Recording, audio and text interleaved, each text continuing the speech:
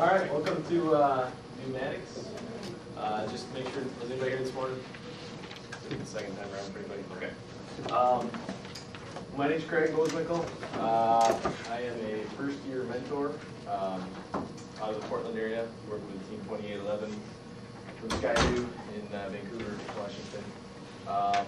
By day, I'm a project engineer at a company called Western Integrated Technologies.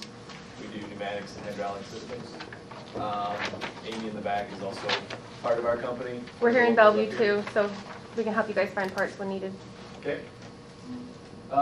There's my email address. If anybody wants it, go ahead and email me if you got pneumatics questions. This presentation is available already on the FIRSTWA Oregon website. I gave it a couple weeks ago. So all the slides are already on the web if you want to download them after they're done for reference. I guess it's also being recorded, so probably get a video of it if you want one. What's the general level of experience? How many people have used pneumatics before? Okay. How many have never used pneumatics? Okay. So you got a good mix. I guess what I'd like to do is just kind of talk at you, see what kind of is hitting and missing, and tailor what I talk about to what it seems like you're interested in. At the beginning here, I'm just going to go over pneumatics a little bit and talk about, in general, what pneumatics is, especially for those that haven't used it before. Second part, I'll get into the kit of parts, and with the first kit of parts, another question, how many teams are rookies? Okay. So when you get your kit of parts, you'll get the standard issue set of pneumatic stuff. So we're going to talk about what you're going to get. And then in the third part, we're going to kind of talk about what you can do with that stuff that you get.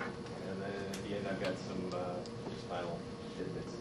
So, brief intro, what is pneumatics? I was out with some friends last night talking about doing a pneumatics presentation. And they said, what is pneumatics? And it was kind of an odd question for me because I deal with it every day, all day long. So, I don't really know how to explain it, but basically you're taking compressed air and using that air to do some meaningful work. Typically that means that you're going to take compressed air, put it into a cylinder, and out of that cylinder you're going to get linear motion. You can take that compressed air and put it into a rotary actuator and get rotational motion.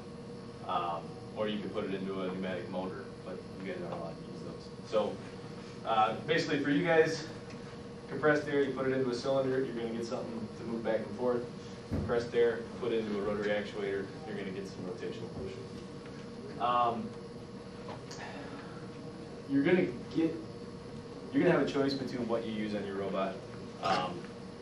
With pneumatics, typically the choice is I can either use pneumatics to do this, or I can use an electric motor to do this.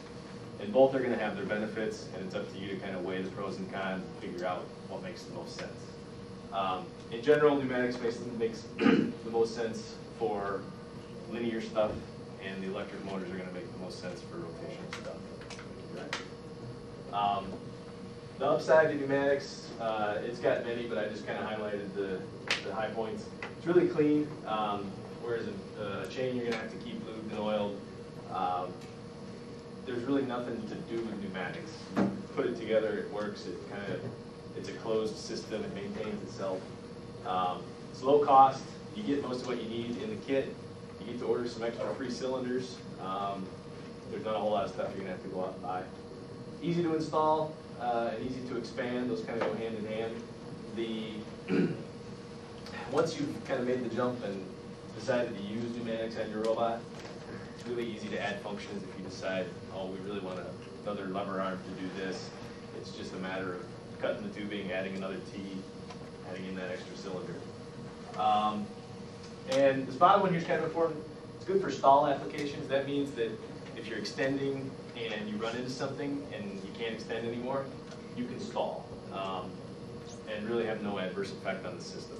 With an electric motor, if you're doing that, if you're driving into a wall and you just can't move the wall, your electric motors are going to overheat, or you're going to blow your circuit breakers or burn up some wiring or something. One of the big benefits, especially in the industrial setting, is you can stall it, nothing bad happens.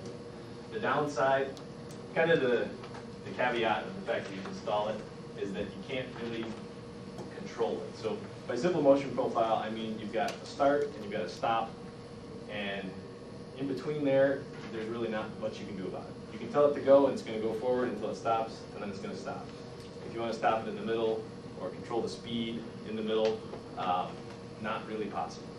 It is possible, but not really for what you're doing. It takes a lot of really sophisticated and expensive equipment, and it just doesn't lend itself well to the first robot. Then the other downside that I listed was the low forces. You can generate a lot of force from pneumatics. In contrast to a motor with a gearbox, you're not going to be able to get that much out of it. So it is very powerful. It's not as powerful as some other things that you can use. So the kit of parts, just going to kind of talk about what you're going to get and what to do with it, and then later how to apply it. So I stole this from the 2008 Pneumatics manual. This was towards the back portion of it. Anybody read the 2008 Pneumatics manual? One person? All right. So this should be new for pretty much everybody. The manual kind of goes through and talks about a lot of the stuff that they give you, and at this point you kind of have to speculate what they're going to give you again. But odds are it's going to look really similar to this. And it's still available on the US First site, so if you want to read it now, you can. It doesn't change that much from year to year. So here's like a kind of full system overview that they give towards the back of the Pneumatics manual. And what I'm going to do is just go through it item by item, talk about what it is, what it does, and why it's important to you. So the first item here is the compressor. This is the, if it were an electrical system, this would be the battery of the system. Yep. What kind of pressure are you talking about? Talk about that right now. Okay. The compressor that they give you is the standard issue compressor, no modifications, no changes, no different ones that you want to buy or accepted. This is what everybody's using. And this thing outputs pressure at up to 120 psi. So it's going to charge up the system and max out at that pressure. You also get a relief valve, which you can kind of see in the picture here. And the best spot to put that is right on the compressor. It's more of a safety thing than anything else. If something goes wrong, if something within the compressor malfunctions, that valve's just going to make sure that you don't exceed the pressure rate. CFM? Of the compressor? That's kind of something I'm not going to get into. I've been told that the published data and the actual data are pretty different. I'll touch on that too a bit. But anyways, the safety valve is just is there. It's required by FIRST that you put it somewhere. Great spots to put it on the pump where they give you a port for it for the compressor. So the compressor is taking ambient air, drawing it in, and by ambient air I just mean the atmosphere, which is at what we call standard temperature and pressure. And it takes that and it takes a big volume of it and it stuffs that into a smaller volume. So what happens when the volume goes down, the pressure goes up. And it takes that smaller volume of air and spits it out into the tube. And in this closed system, that means that it's contained. So you've got a couple options what you do with that. You can just put that to use immediately. So whatever output of flow you're getting from your compressor, you can make that run a cylinder back and forth. And that cylinder is going to run back and forth at whatever speed the compressor is putting out air at, or whatever flow rate. What you're probably going to want to do, though, is take that air and stuff it into some air tanks and store it for use later. And that's going to let you do something much quicker in a short period of time than you could with the output of just the compressor. So the tanks, you're going to get 2 in your kit. You're allowed to use up to 2 more for a total of 4 on your robot.